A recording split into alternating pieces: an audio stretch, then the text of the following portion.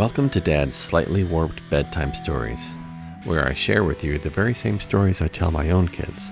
The stories I tell are just fun for the sake of being fun. So as I tell my own kids, get yourself settled down, turn off your voices, and listen to this. There was once a little boy, and he loved to go skiing. The dry air always gave him such hard boogers, though. And he'd have these rock-hard boogers he'd pick out of his nose.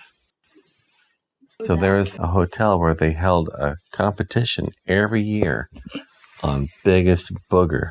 And the little boy found out about this competition. He thought, I have some pretty big boogers sometimes. I think I'm going to enter this competition. So he had some mighty stiff competition this year. Lots of people from all around the world come to pick their noses and show their biggest booger to the world. They would all get around and they would pick and pick and pick, and then they had one piece of paper where they had to put their biggest booger. All of them picked the biggest booger that they possibly could. And this little boy, he knew about this competition coming up, so he didn't pick his nose for a full month. And he went in there and he could hardly breathe at all. And he didn't blow his nose either. So he went in there and he felt around with his finger, and it was like solid all around the edge. Ew. Like his whole nostrils were completely coated in hard booger. So if he pushed his finger in there and gave it a twist, and it started breaking loose. And they started pulling, and he pulled out this hard tube out of one nostril, and it dragged from the other nostril up. Oh. And he pulled it all the way through his sinus cavities Ooh. and all the way out. And he had this long tube that was like a perfect cast of his whole nostrils and sinus cavity. Wow. And then he had a bunch of loose boogers. So he put his finger over one end of that tube, put the other end of the tube up to his nose, and he blew his nose into it and filled it up solid with booger. And he put that down on his piece of paper.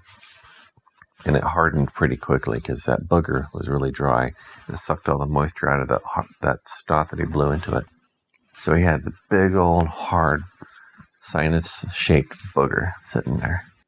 And the judges came around, and it was no competition at all. That little boy clearly won the biggest booger. It was a 1 in a million booger. It was a miracle booger that he could ever pull that out of his nose intact at one time. And it was so amazing that they ended up taking his booger and coating it in gold. And that's how they made his trophy for that year. And then they made a cast of it, and all future winners of that award would get the Golden Booger Award. And it was an exact replica of that boy's winning booger. Don't you think that Golden Booger Award. well, someone got an even bigger one? An even bigger one. Then they have to replace this trophy. They have to replace the trophy with a new one. Mm-hmm. But I think no one ever beat that boy. I think he had the biggest booger. The end. The shortcut. Mother called. "Oh, Doris, will you go down to Mr. Gay's store and get me a chainsaw for dinner?" "Okay," said Doris.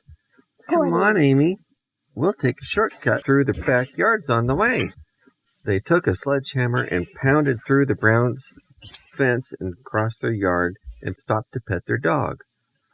"Good old dog," crooned Doris. "Good dog for not barking at us when we bashed down your fence over there.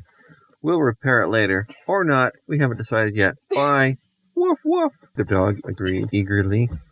From the porch, the parrot called, "You come back right now. I saw what you did. I saw what you did." "We're going, you silly parrot, but we'll bring you a nice snack on the way back." A turd. Maybe it's going to be a turd. The girls used their sledgehammer to bash through and into the parrot's backyard and stopped at the horse's enclosure to stroke his nose. "Nice doggy, nice doggy," said Amy, Doris said, "That's a horse." "Oh, that's right. We'll bring you back a nice treat, too, you silly little pony dog." In the Smith's backyard, the girls stopped to play with Butch, throwing some raw meat to him. And the big old friendly dog said, "Oh, my goodness, what a lovely treat." And the girl said, "We'll bring you something even better than that raw meat. You just wait." A cup of urine. A cup of urine. When they finally reached Mr. Gay's store, Doris and Amy told him what they wanted, and they went and got all the wonderful things. They stopped at Smith's to give the dog, his poopsicle. No. His cup of urine. Uh-huh. And then they went through the hole they made in the Barrett's fence to feed the pony dog his poopsicle. Then he stopped at the Browns on the way back to hand the parrot. No, the dog. The dog. A poop. A big old turd. And then they gave the parrot. What did they give the parrot? A big old piece of gum. Yeah. And the parrot chewed it up and it stuck his jaw shut so he'd keep his yapper closed. Then they finally got into their own backyard. "Doris," called Mother, "did you get the chainsaw I asked for?" Yes. "Why, yes, of course."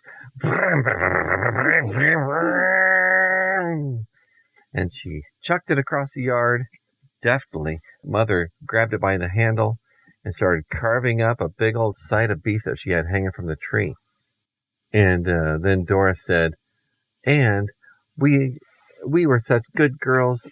We went through everyone's backyard and gave all their animals some yummy treats. And we even made sure that they would call on us next time they need their fences repaired." Thank you for listening to Short Stories Part 3. If you like that, check out Short Stories Part 2 or 1. Or go check out some of my other stories.